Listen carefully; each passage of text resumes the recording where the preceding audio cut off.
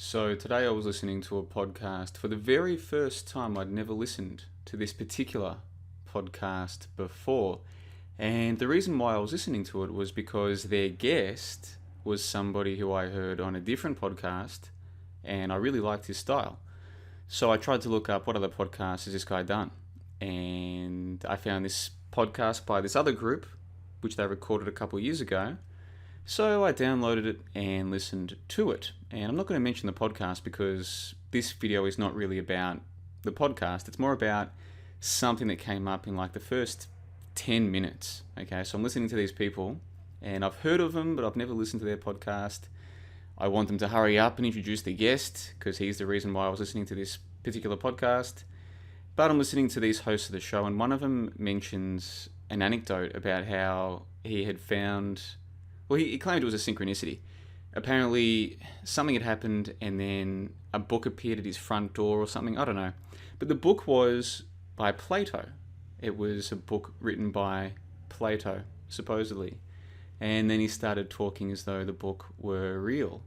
And as I was walking along, listening to the podcast, I was reminded, and I kind of chuckled a little bit. It's like, oh yeah, that's right. These other people in the so-called truth scene, in the conspiracy culture, what I call the ACT realm, the alternative conspiracy truth realm. But you can call it what you like. You can call it the ACT realm like I do, or you can call it conspiracy culture or alternative media or whatever you want to call it. You get what I'm trying to say. This broader area that's non-mainstream to a large extent, I kind of forget sometimes that pretty much everyone in this scene still believes the official mainstream story about history, don't they? So people will argue that 9/11 was real, or it was Osama bin Laden did it, or it was fake altogether and no one died, or people will argue that chemtrails are real, or that they're not real, or that they are real but they're not harmful, or you'll get all the... Or QAnon, QAnon is real, or it's a distraction, or it's fake, or... There's all these disagreements in this realm, but one thing where pretty much everyone seems to agree is that ancient history, as we're told it, is real. And it's easy for me to forget that. So I'm just walking along, and this guy brings up the story about Plato, and I'm like, oh yeah. And then he starts talking about Plato as though it's real, and I'm like, oh yeah, that's right.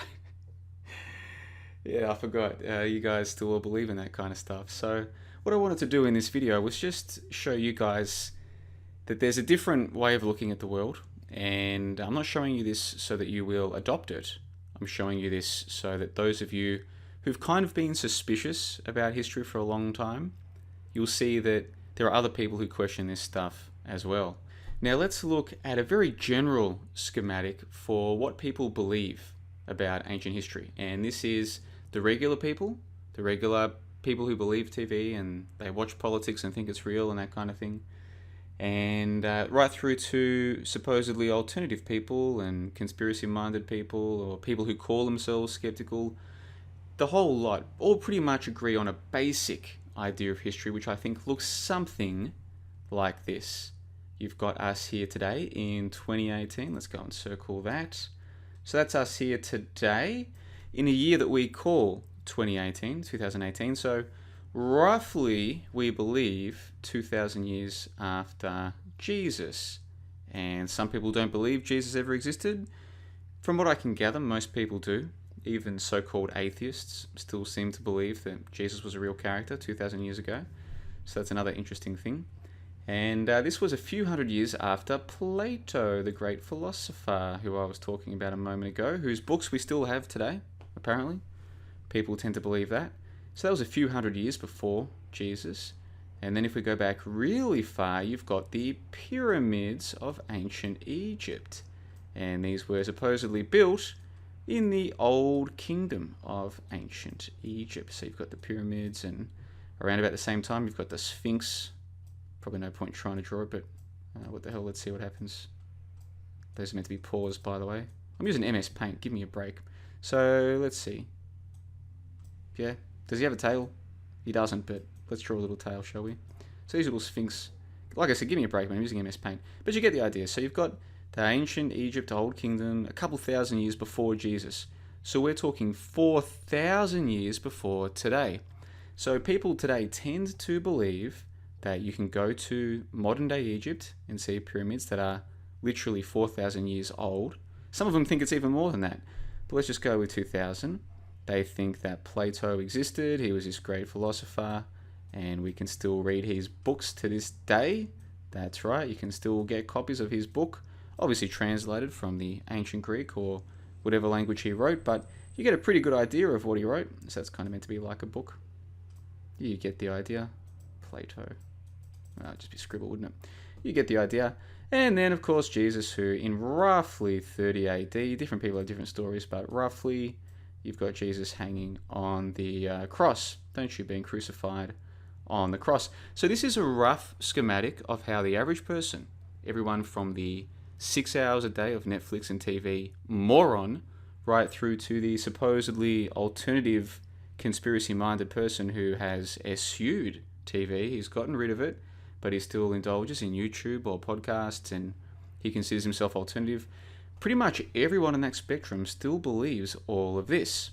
And then you fast forward, and who knows what was happening here, but in the 1800s we get the electric circuit.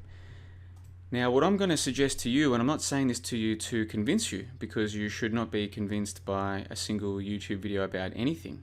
So this is not intended to convince you, I'm just sharing with you this different perspective. There's a group of us who believe that this is all completely fake. None of it is real. Not the 4,000 years ago ancient Egypt, not the 2,400 years ago Plato, and not the 2,000 years ago Jesus. In fact, none of this is real, according to people like myself. Now, that seems like a very controversial thing to say. How could you possibly say that none of these things are real? Didn't you go to school? Didn't you learn about all this stuff? Well, actually, yeah, I did go to school, and I was a pretty successful student. And by success, I just mean I was good at parroting what the textbook said, apparently. Good enough to do well on tests and exams to get into university, and I went to a pretty good university by Australian standards, and I got my liberal arts degree, and I thought I was very smart. I even read Plato and other people when I was at university, at what Americans tend to call college, but same idea, you get the idea. I thought I was very smart for a long time, and it wasn't until a couple of years ago when I decided to look into the sources of these stories that I discovered that there weren't nearly as many sources for the stories as I believed. So are there pyramids in Egypt? Yes, there are, but how do we know they're thousands of years old? Are there books that are attributed to Plato? Yes, there are, but how do we know that they are the transmission of stories that were written 2,000 plus years ago? How do we know that? Jesus, did Jesus really exist? Well, on this one I say no, he didn't. I knew that one. I mean, I worked that one out a fair while ago, but it's funny because I don't believe the Bible is 2,000 years old either. And I've had so-called atheists try and tell me, of course the Bible's 2,000 years old. And I'm like, aren't you meant to be an atheist? Why have you got so much faith that the Bible is 2,000 years old? It's not faith. We've got experts. Aha, you see, that's the issue, is most people, whatever the experts say or whatever the consensus says, that is what they believe. And I can relate to that because that used to be me as well. Now, chances are, if the video that I'm making right now gets seen by, let's say, 1,000 people, I'm willing to bet that somewhere between 600 and 800 of them, if they get to this part of the video, even if they agree with me about a lot of things, about a lot of so-called conspiracies, they will still be absolutely offended by this suggestion that ancient history as we know it is in fact a hoax. And my question to them would be, why are you so sure that the pyramids are thousands of years old? Why? You don't have to answer. I mean, this is a one-way video. You're watching in your room or on the train on the way to work or whatever. So I'm not trying to put you on the spot. Think through this. Why do you believe that the pyramids are thousands of years old? Why do you believe that Plato was a real person? Why do you believe that Jesus was a real person? Why do you believe that the Bible is 2,000 years old, regardless of who wrote it? Why do you believe all of these things? And if you're being honest, all you will have is an appeal to authority and an appeal to consensus. That's all you'll have. That's all I had. When I went looking for the evidence, I assumed it would be there. When I understood, oh yeah, he's, I do only have like what I've been told. I haven't really checked it. When I originally went looking, I actually thought I would find evidence. So for me, it was just a matter of confirming the evidence so I could continue to believe. And so I started looking into evidence for ancient Egypt and ancient Greece and ancient Rome, and of course things like the Bible. And what I did was I just went looking for, well, what's the story today? What's their sources? I'll go and get a copy of the source. Okay, great. That source says that its source is this other thing. And then I go and get a copy of that book. And so this is the process that I went through. And it's a very laborious process, takes a lot of time. But what I discovered at the end of the process shook me to the core of my miserable soul. You see, there are no primary sources for any of this stuff at all. And if you look into it, you'll find out that nobody was writing about the pyramids more than a couple of hundred years ago. Nobody. They weren't being written about. They had somehow been lost, or people had forgotten about them or something, but nobody was writing about them. Plato, you won't find any primary sources for him at all, and just like all characters of so-called ancient Greece, what you will find is a bunch of academics, many of them German for some reason, from a couple of hundred years ago, who claim to be writing translations, but they never tell you what they're translating from. And then English or French writers come along and translate from the German, and then it's like, oh, well, they're translating from the German, but the German must have translated from the original. No, they didn't. But by the time this gets transmitted to us, we just assume, well, these must be translations from something. We just assume that. But I'm telling you, that's not the case. The originals never tell you what they translate from. There are no primary sources for any of this stuff. Now, here's where it gets really interesting. Here's why, if you've managed to stick through this video, here's where it gets really interesting. You see, there's a lot of people who, they've taken the time to check what I'm saying for themselves. And they've discovered that, yes, indeed, this is all fake. Let's go back to the red. Yep. They've discovered that this is all a load of nonsense. They've taken the time and they're like, holy crap. But what many of them haven't then done is thought to look into, well, just how far back does history go? And I'm going to skip ahead for you guys, so you don't even have to be a member of my site. I'm going to tell you pretty much where things are in my mind at the moment. And that is that this is all fake, but it's not just that this is fake, it's that this time never actually existed. As far as I can tell, this is the inference that I am making. So it's not a case of, oh, they've covered up history, or they've embellished it, or they've changed the stories a little bit. This is a crappy... Is that the best freaking eraser we've got? Is it? MS Paint sucks, man. Alright, I've got a better idea. Let's just do this. Let's do that. White. And fill. Solid. There we go. Beautiful. Alright, sweet. Now we're talking. So what I'm saying is none of that is real. It's all fake. Never happened. Okay? As far as I can tell, based on evidence that we can actually scrutinize for ourselves, such as the documents, there is no history. So it's not a case of they faked it, but they were faking to distract us from something else or anything like that. No, it didn't happen. It didn't happen. It didn't happen at all. And so let's just scribble all of this out. In fact, as far as I can tell, it seems to me as though the advent and rise of what we call technology seems to have happened at about the same time that the documents stop. That is, if you trace through the sources for the stories that we currently believe are thousands of years old, they only go back a couple hundred years. In some cases, let's be very generous and say 400 years. Let's be very generous, and that is being generous. But for the sake of argument, let's say it's 400 years. And the ones that are 400 years, you can't actually see. It's like, oh, it's in this library and blah, blah, blah. The ones that you actually can see, no, it's a couple hundred years tops. But let's just say, for the sake of argument, a few hundred years. That's pretty much when technology as we know it first started being developed. In fact, the first electric circuit is credited to a guy called George Ohm from like 1827, so about 200 years ago. And it was around about the same time that the first electric motor was developed. And supposedly the theory for electromagnetism predates all of this. But in terms of practical application, the actual development of technology as we know it today, no, it goes back to about the time that history as we know it, documented, actual history, goes back. Now, where am I going with all of this? Well, here's what I'm going to suggest to you. Apart from appeals to authority and appeals to consensus.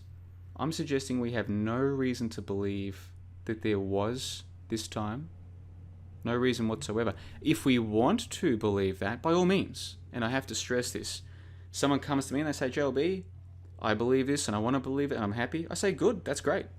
We all need an idea of who we think we are and where we think we came from and all this kind of stuff. So, yeah, if you're happy believing in dinosaurs or ancient Egypt or whatever, that's totally sweet. It's not even my business. That's your business. You know what I mean? You don't have to convince me. I used to believe all that stuff, okay? And maybe I was happier back then. I don't know, honestly. Maybe I was happier then. Maybe I'm happier now. Maybe I'm the same.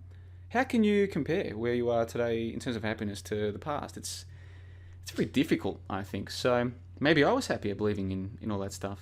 But basically what happened is I decided to apply what I call skepticism to what I thought I knew. And that started with the Boston bombings and Sandy Hook, and then it got into things like the moon landings and Osama bin Laden, and things progressed into dinosaurs and atomic theory, and then into history, and here we are today where I'm at the point where the way that I lead my life, let's have a look, let's pick a new colour, this will do.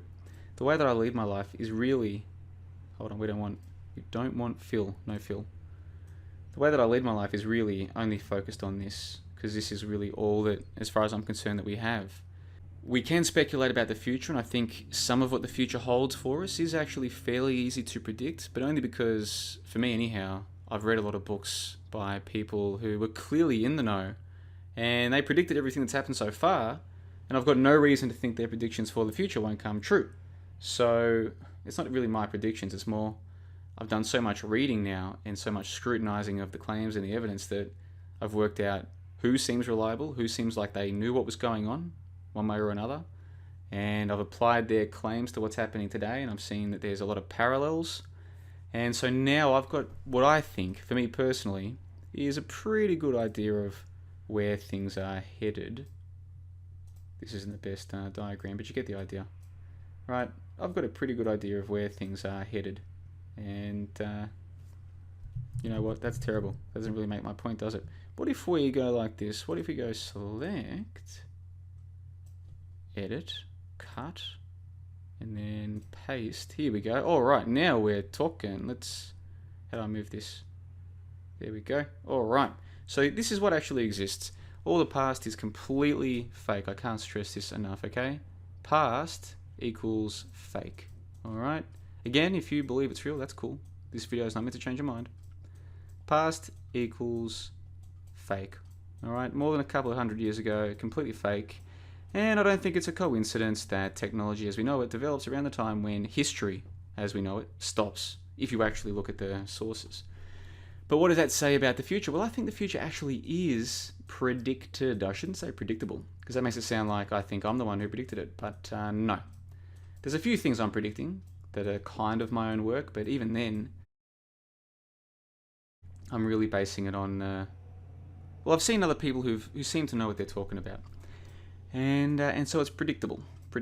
It has been predicted by somebody, if only we take the time to read their books. So what's next? I've told you all of this, and most of you have already stopped watching the video by this point, so you're thinking, well, what's next? Well, the first thing I would recommend people do, if they want to debunk what I'm saying, which I hope that you do, I hope you want to debunk it. There's this website called the Internet Archive, I'm sure you've heard of it, where now any person can access millions of books from around the world. Okay, so suppose you want to prove that Plato exists, all you need to do is get a textbook about Plato, for instance, read through the book, find out its sources and its citations, and then go and get copies of those books. You'll find that they claim they got their information from someone else's books. Thanks to this website, you can go and get those books. And you can go through this process, and it will take you hours, I'll be honest. It's a very time-consuming exercise, which is why I think I'm the first person in all of recorded human history to do it. Most people will not put this kind of time and effort into it, especially so-called researchers who all they do is just parrot bullshit stories. The so-called truth movement itself is a hoax, okay? These so-called researchers don't do research. If they did, then I wouldn't be the first person to discover the history hoax. I wouldn't be the first person to discover the Tesla hoax. I wouldn't be the first person to discover and share the fact that the so-called experts believe they can weigh the Earth with heavy balls in a shed. That's the official story. The official story, if you look up how much does Mars weigh, that answer that you get, 6 point whatever times 10 to the 20 whatever, that answer comes from an experiment a couple hundred years ago when they supposedly were able to determine the mass of the Earth and all of the major objects in the sky with heavy balls in a shed, okay? That's not my story, that's the official story. And yet I was the first person to discover that and to share that. And the only answer or explanation I can come up with this, why I'm the first person to discover all of this, is because all of the so-called researchers are doing no actual research. They're just parrots, okay? And you can test this hypothesis yourself and ask yourself, have you ever done this research? Have you ever taken the time to look into the official story of where Plato comes from? Not an appeal to authority, not a newspaper article that just parrots the story. I mean, actually take the time to check through the sources. Have you done that? No, you haven't. Same with Tesla, same with the official cosmology of Earth.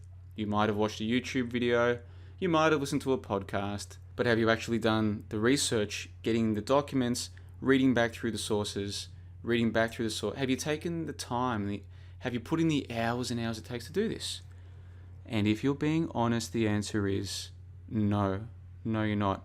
And neither are the so-called researchers. They don't have to, because they know that you will listen to them no matter what bullshit they say. There's all these researchers out there and people will just listen to them because it makes them feel good. But in terms of actual research, no, there's only one person doing it. And you're listening to him right now. And then people say, oh, you sound so arrogant when you say that. All right then, fine, I sound arrogant. Does it change what I'm saying? No, it doesn't. Anybody who takes the time to try to debunk me with this amazing technology that we have at our disposal, they'll find that what I'm saying is correct. And all of a sudden, they won't care if John the Bond sounds arrogant. They won't care if he sounds too cocky or too confident or too full of him. They won't care because they'll realize that John the Bond doesn't matter. There's something much bigger going on. And what is that thing? History is fake. That's what's going on. All of it. Okay? More than a few hundred years ago, all fake. That's the fact of the matter. John the Bond doesn't matter. John the Bond is just the first person to come along and put in the time to do this. And you know what? I don't blame people for not doing this, man. People have families, people have careers, people have social lives, all these things that for the last couple of years I haven't really had. I mean, I don't have a career, I don't have a family, and even my so-called social life, the last couple of years, there's barely been one. I don't go out drinking. I don't really do much, other than research. And that's why, when people say, oh, you sound arrogant or whatever, it's like, well, if you had done the research, if you'd put in the hours and hours and hours of doing this, you'd probably be pretty confident of yourself too. You probably would. And hopefully you will be if you go and check out what I'm saying for yourself. Just go and try it with Plato or whoever. Just try it, see what happens. Now, for those of you, the few dozen of you who've made it to the end of this video, who might be thinking, you know what, I am too busy, I am too lazy to go and check what JLB is saying, but, maybe there's something to this. I want to hear more about it. Or maybe you have done this, you haven't documented your findings, but you know that what I'm saying is true. You might be thinking, well, if what he's saying is true, that's still not a good thing, because who am I going to talk about this stuff with? If the rest of conspiracy culture believes the official history, okay, their alternative up until history comes along, and all of a sudden they believe whatever crap the so-called experts have to say, or they even believe even worse crap, like, oh no, the pyramids go back thousands and thousands more years, and aliens and all this crap. If you're thinking to yourself, well, hold on, if this is the case, if history only goes back that far, well, now what? Now what can I do? Well, I've got some ideas about what you can do. I think this is actually a fantastic time to be alive. And that's another reason why a lot of so-called conspiracy theorists completely hate me, because I'm saying, guys, this is a great time to be alive. What are you complaining about? Stop complaining. This is fantastic. They don't want to hear that. They want to sit around and wallow in self-pity and misery and blaming the boogeyman, Illuminati, and all this kind of crap for the fact that really their lives are unfulfilling. That's the fact of the matter. So they want to blame other people for all their problems, while they're sitting there swigging their beer and eating their CCs and being fat and overweight and completely out of shape, killing their own bodies. Much easier to blame the Illuminati for ruining the world. You see, that's what's really going on. What can you do if you've moved past all of that? What can you do if you realize that, hey, maybe this is a nice time to be alive, and maybe history is fake, but there's no need to worry about that. And maybe we can kind of work out where the future is going if we take the time to to listen and to observe and to learn, what do you do next? Well, I've only got one suggestion for you in that case, and that's to head along to johnlebon.com, where we have discussions about these kinds of topics every weekend. And the members are all welcome. If you don't want to partake in the conversation, we record about 2 hours every week. Usually these conversations go for like 5-6 hours. It's a big day, it's a fun day, it's my favourite day of the week. But we only record about 2 hours, which we release. And at the moment I'm releasing the first hour of those calls free, so people get an idea of what is going on in the calls. People who aren't members can see what's going on. And then the second part, it's usually more than an hour. Maybe, let's say the first hour is free, and then maybe 70 or 80 minutes is the second half, which is members only. But the best part is, on the Discord server, any of the members can come along and partake or listen live if they want. It's up to them. But the thing is, the Foundation membership is closing soon. And what will happen is, on or before November 22, 2018, the Foundation membership will be closing. So all of these people, so long as they want to stay as members of the site, because no one has to stay obviously, but so long as they stay, they'll continue to get access for the equivalent of $5 a week. And that's Australian dollars, so in American it's like $3.50 or something. So we're talking about a cup of coffee a week, basically, to help support the website and to basically pay their way. And so long as they want to keep doing that, they'll be welcome to stay. Even after the Foundation membership closes and we move to the new full membership, which will be significantly more expensive. Now, a lot of people will say, what? $60 to sign up and then $30 a month? I'm not paying that. Well, you don't have to, because Foundation is still open. Like I said, it's the equivalent of 1 cup of coffee per week. But when that closes, people will say, what? I'm not going to pay that money, and that's totally cool. No one has to pay the money. The thing is, once you understand the difference in the quality of the research that I'm doing versus the so-called conspiracy culture, which is a bunch of parrots parroting effectively the official story of history, when you realize that there's only one website where people are talking about the fact that ancient history is all fake, then you'll start to see that maybe there is some value to this. Now, $30 a month, that'll be $1 a day. I think $1 a day to be part of the very small percentage of humans alive today who can discuss these things, that's nothing. Then people will say, oh, but $60 to sign up, that's too much. You've got to remember, this is 2 years of my life work. I quit my normie job, my full-time normie job, in about May or June of 2016. And so we're kind of talking about really 2.5 years now of my life's work. So the idea of giving that away for $20, all of it, hundreds of hours of exclusive content, for people who sign up for $20, it's worked well and the website's gone well, but going forward, I think that is significantly undervaluing my life's work. So I'll be bumping that up to 64 new members and then $1 a day. But like I said, the Foundation membership is still open for maybe another couple of weeks. At the very latest, November 22, I'll close that. At the very latest, but it could be before then. But let's just say November 22. That will close, never to open again, and those who get in before then, so long as they stay, they'll keep getting access to everything I do for however long I keep doing this. It's been a wild ride so far. Who knows where it all goes next? And that'll be the case. So you can be one of these people, one of the Foundation members, if you get in before it closes. But then, look, if you're watching this video in a year's time, you might say, oh, I missed out on Foundation and stuff. Well, I don't know, because like I said, you can choose between the rest of the conspiracy culture, who still believe the official story bullshit, that this is all real, and that's everyone but my website. Everyone but my website at this point in time. Now, if you're thinking, oh, what? Is JLB's website, like, do they all agree with him? No. In fact, what is there, about 70, I'd say, if you include the super agents. There's about 70 members at the moment, give or take. Look, out of them, I would say probably about a quarter agree with me about ancient history being all fake, about a quarter. That's a rough guess. And then probably another quarter who, they've heard me speak about it enough to at least understand where I'm coming from.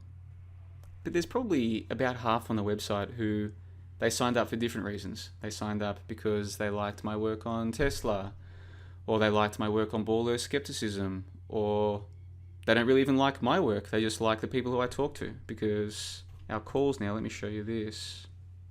So this is our latest call, for instance. There's 5 other people on the call other than me. And this is fairly typical. Usually 4, 5, 6 people. What was that? 7 people on the call total. So there's some members on my site where, I don't think they dislike me, but maybe they're not members because they like my work. They're just members because they like the overall thing that we're doing. So getting back to the question, what percentage of the membership agree with me? It's a guess, but I would guess about a quarter. And I've had maybe 10 to 15 people have emailed me or left comments basically saying that they've tried this, that they've gone and tried to search back the sources for history, and they've come to realize that nothing goes back more than a few hundred years. And they agree with me that, wow, when you actually look for the evidence, it turns out there's none. People are taking so much for granted. So those people are all completely on board with what I'm saying because they've tried it for themselves. And then like maybe another quarter are open, but maybe half disagree with me. And it's the same with the war hoax as well. I'm telling you that war, as we know it, is a hoax, okay? Do people get sent to faraway lands? Yes. Do they get trained to fire weapons? Yes. Do they do tours of potentially hostile environments? Yes. Are there 2 or more sides fighting each other, countries or nations, in a fight to the death? No. That doesn't happen. That has never happened. That kind of war is in fact a hoax, as are wingless missiles and much of the technology that you believe exists, that I used to believe exists. That too is a hoax as well. A lot of the members of my website disagree with me about that, and that's totally cool. We can have discussions, and they're civil and they're polite, and you never get people talking over each other or acting like idiots. And I think one of the main reasons for that is because by having a paywall, you basically filter out the detritus, the flotsam and the jetsam, and basically the losers who pollute the conspiracy subculture. Now, am I saying that everybody in the conspiracy subculture are losers? No, because I'm still kind of one of them. My website is still part of the broader ACT realm, if you want to call it that.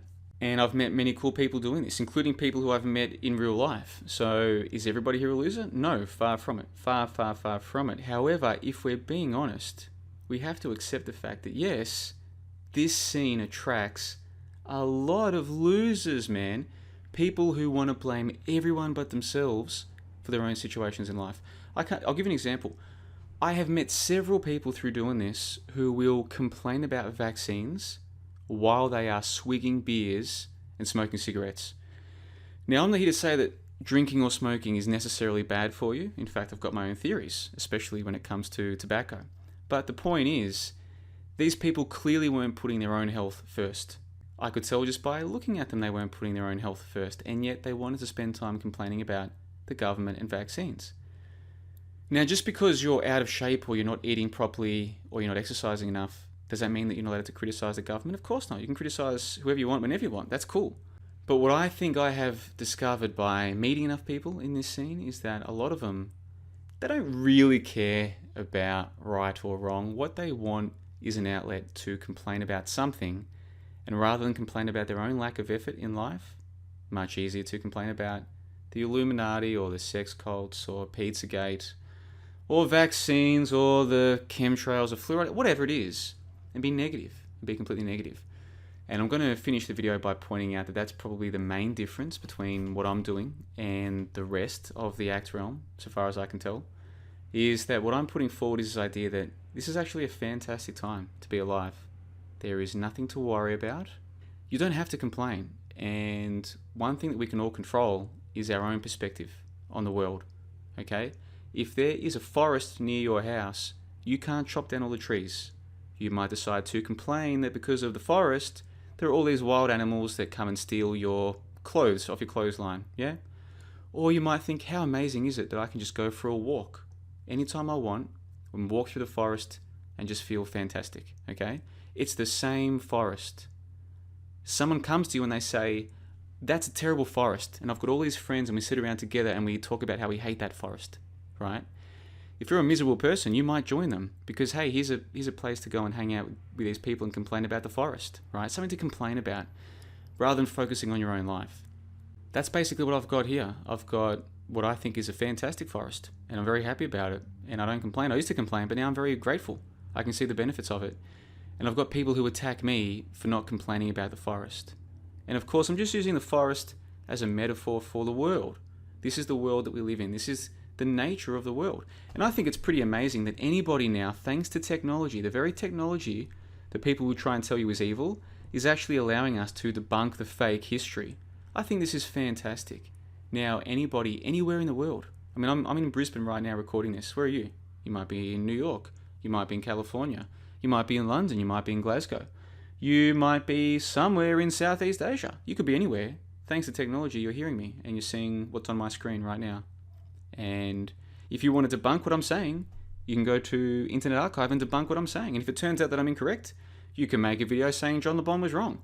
I can see your video, go, oh, what? I didn't know that. Go and double check what you're saying. If it turns out I'm wrong, I can make a video saying, guys, I was wrong. You see? And we never would meet each other. But thanks to technology, we can do all of this. I think this is amazing. And I'm very optimistic about my life and about the world.